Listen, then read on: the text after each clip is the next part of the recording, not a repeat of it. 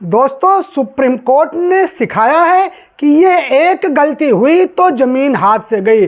Supreme court का एक बृहद फैसला 5 जून 2025 को जयराम राधाकृष्णन वर्सेस पगदल्ला की पीठ पर आया है, जिसमें यह कहा गया है कि यदि गिफ्ट डीड के मामले में एक गलती यह होती है तो आपकी ज़मीन आपके हाथ से निकल जाएगी। सो हमें आपके माध्यम से आज ये समझना है कि वो कौन सी गलती है जो ज़मीन जायदाद के मामले में किसी को भी नहीं करनी है, वरना वो निकट भविष्य में आजीवन पछताता ही रहेगा।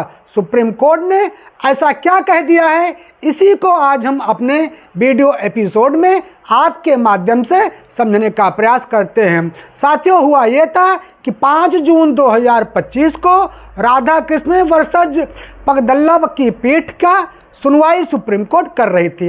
अब साथियों, ये मामला गिफ्ट डीड से संबंधित था, जहां पर दानदाता गिफ्ट डीड कर्ता ने एक दान ग्रहीता को पूरी ज़मीन गिफ्ट कर दिया था, और वो पूरी ज़मीन इसलिए गिफ्ट कर दिया था कि जो दान ग्रहीता था वो आश्वासन दिया था कि मैं आपकी पूरी ज़िंदगी सेवा करूंगा, आपकी पूरी देखभाल करूंगा, आपके बुढ़ापे में जो भी सहायता हमसे बन पड़ेगी वो हम आपको पूरा करेंगे।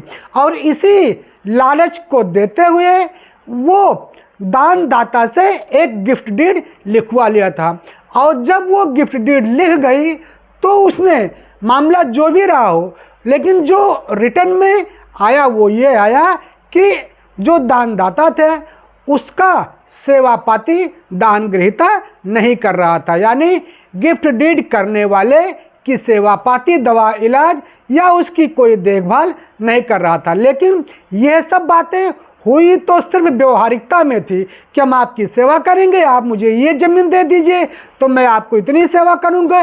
प्रलोभन में वो ज़मीन गिफ्ट डीड कर दिया। अब उसने तो गिफ्ट डीड कर दिया, अब लेकिन जब उसकी सेवा नहीं हुई तो वो मुकदमा लड़ते सुप्रीम कोर्ट पहुँच गया, और अंततः 5 जून को ये फैसला आया कि नहीं, ये नहीं हो सकता है कि आपकी सेवा नहीं हो रही है, इसके बदले में हम गिफ्ट डीड कैंसिल कर दें। चूँकि आपने कहीं पर ये बातें गिफ्ट डीड में नहीं उल्लेख किया है, आपसे ये बातें गिफ्ट डीड के माध्यम में नहीं है, बल्कि ये बातें व्यवहारिक हुई होंगी। तो व्यवहारिक बातों का यहाँ पर कोई लेना देना नहीं है। यदि ये बातें गिफ्ट डीड में उल्लेख होती तो हम जरूर इस पर विश्वास करते, अन्यथा आप लालच में आ गए थे और ये गिफ्ट डीड कर दिया है। सो ये गिफ्ट डीड में जो भी बातें लिखी गई है उसका गिफ्ट डीड कर्ता पूरी तरीके से पालन कर रहा है। ये अलग बात है कि उसने आपको लालच में रखकर गुमराह करके गिफ्ट डीड करवा लिया, लेकिन आपको भी तो ये सोचना चाहिए कि हम वही बातें लिखें जो मेरे साथ अक्षरशः सत्य हो। सो गिफ्ट डीड कर्ता ने गिफ्ट डीड में ये बातें नहीं लिखा था कि फला व्यक्ति मेरी देखभाल करेगा, इसके बदले में मैं गिफ्ट डीड कर रहा हूँ। इसीलिए सुप्रीम कोर्ट ने गिफ्ट डीड को बिल्कुल सही मानते हुए गिफ्ट डीड कर्ता से वो ज़मीन छीनते हुए जो गिफ्ट डीड लेने वाले थे दान ग्रहीता से, उसके पक्ष में ज़मीन दे दिया, और जो दानदाता थे उससे ज़मीन सुप्रीम कोर्ट ने छीन लिया। सो साथियों, यहाँ पर यह सावधान रहने की ज़रूरत है कि यदि आप भी किसी को कोई गिफ्ट डीड करते हैं तो जितनी भी बातें उसमें लिखी हैं वही उतनी बातें supreme court, high court, civil court मानती है। व्यवहार की कोई बातें कोर्टों में नहीं चलती हैं।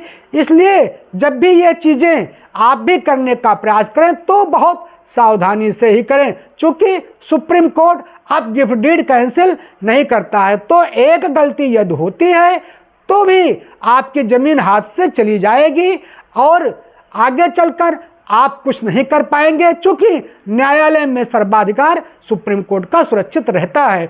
उसकी बातें हमको, आपको, सभी को मानना ही पड़ती है। इसलिए जो भी लिखा पढ़ी करें बहुत सोच समझकर और वही वास्तविकता करें, किसी के बहकावे में ना आवें, किसी के लालच में ना आवें, किसी के भावनात्मक रूप में बहते हुए कोई भी लिखा पढ़ी किसी के साथ ना करें। इसी के साथ जय हिंद, जय भारत।